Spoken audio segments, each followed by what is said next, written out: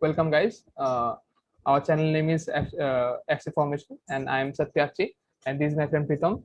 And we'll be previewing the upcoming UEFA Euros that will be held 2 days later. So we are very late, I know. So UEFA Euros would be held at 2020, but it was later postponed due to COVID complications. So as the tournament will start the day after tomorrow, we are thinking about previewing the whole tournament as a will be predicting the group who will be qualifying the group and the individual awards also. So what are your views on the UEFA Euros, Pritam?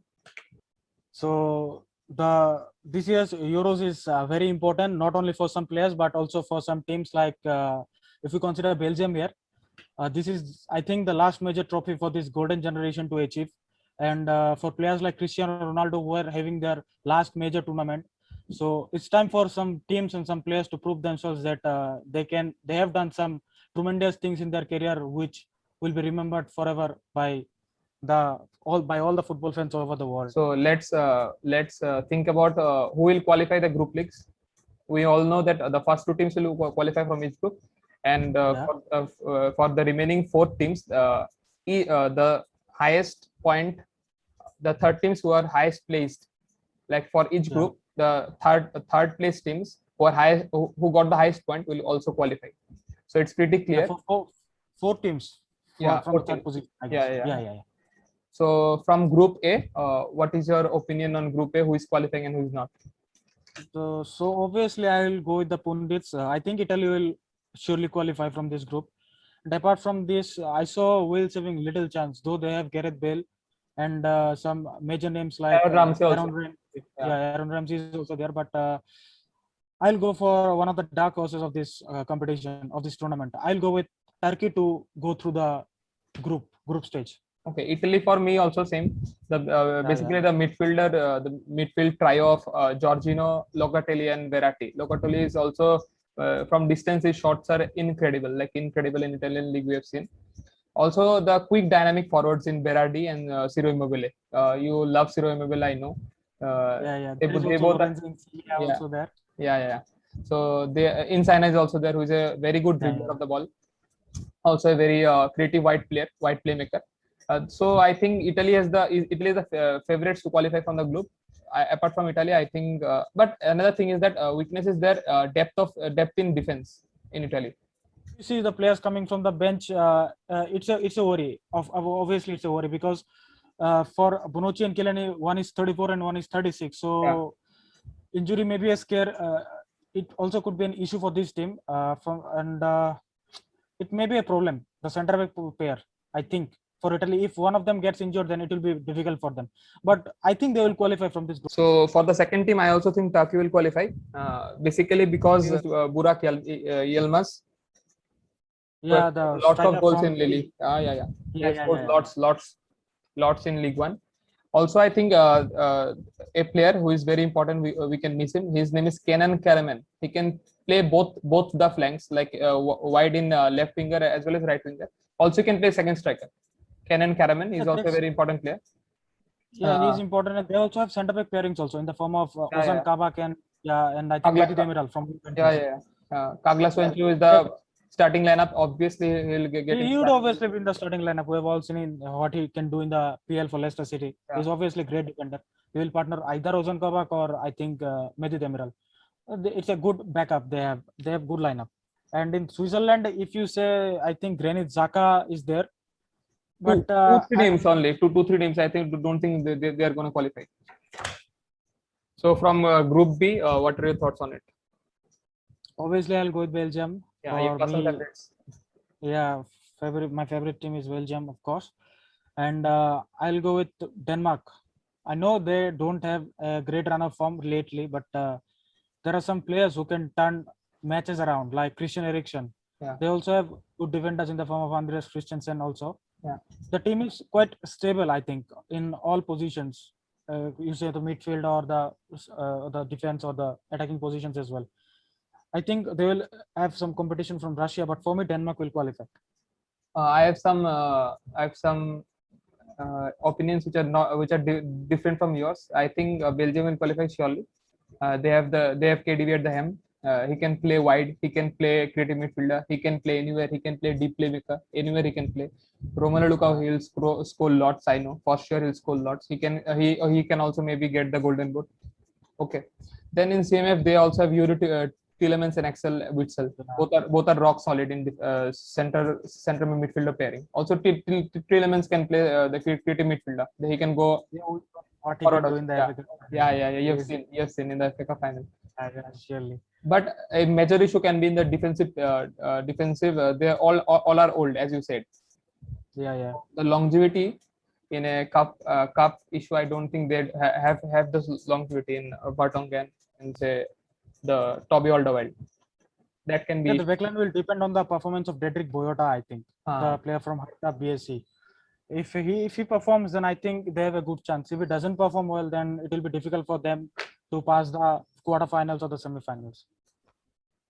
But Belgium is going through the group, surely. Yeah, going through the group for sure. But the second team you said your favorites are Denmark to win the second place. But I think that Russia are the most stable place to get the second qualifying team.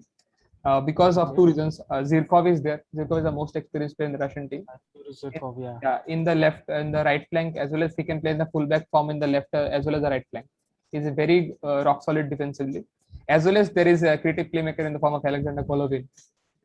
We all know what he can do with the ball. He's also there. Yeah. So, what's your opinion on Group C? Who's going to qualify and who's not?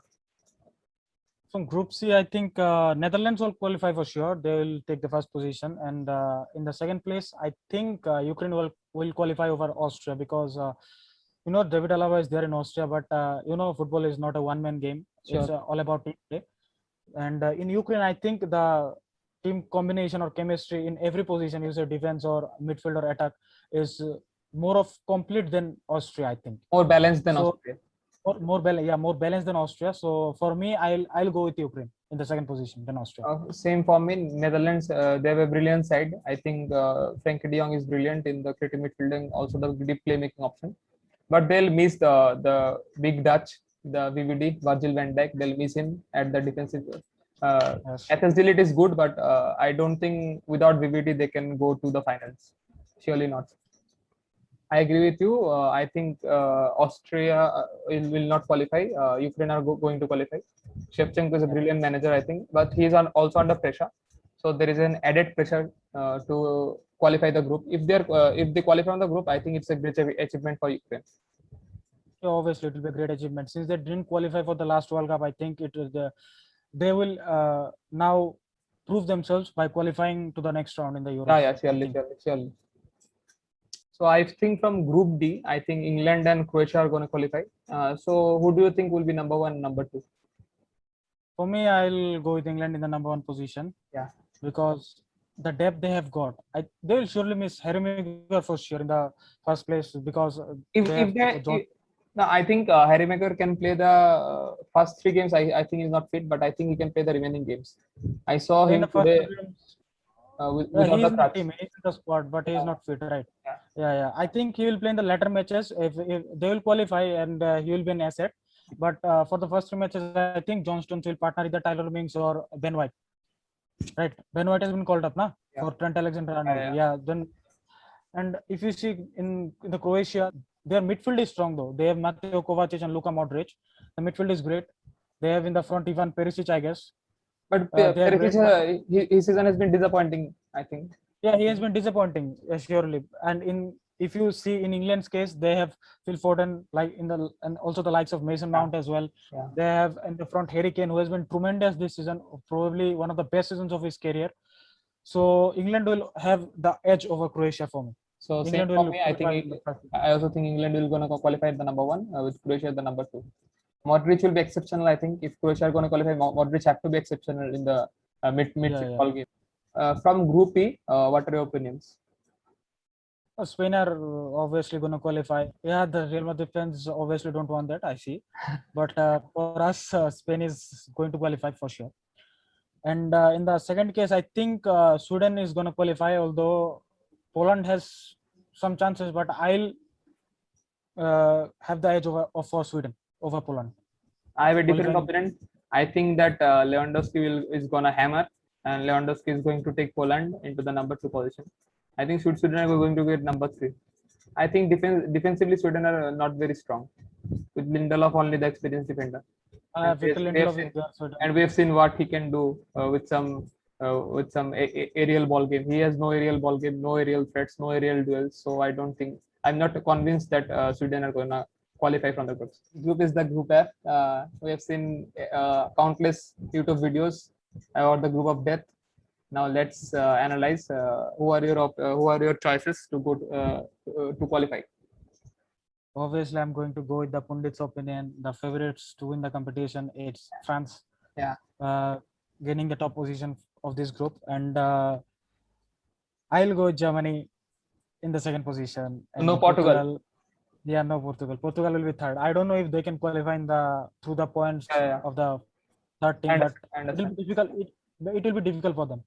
So I have a different opinion. I think Portugal are going to top that group. I think Portugal are going to top the group with. I should not say this, but I'm saying this. Germany will be second, and France are going to get out of the group qualifiers. It's a very different opinion from all the pundits here. Yeah. Let's see. Let's see. Okay. Bets are That's a big gamble. against me. Odds are against. Obviously odds are against you. You took a big gamble there, I see. I'm saying this because I'll say what all my points are. I think Cristiano Ronaldo, he's a clutch man. He's been clutch. So this is last Euro. No question Yeah, what is this last Euro. So I think he's going to perform with Bruno Fernandes at his side.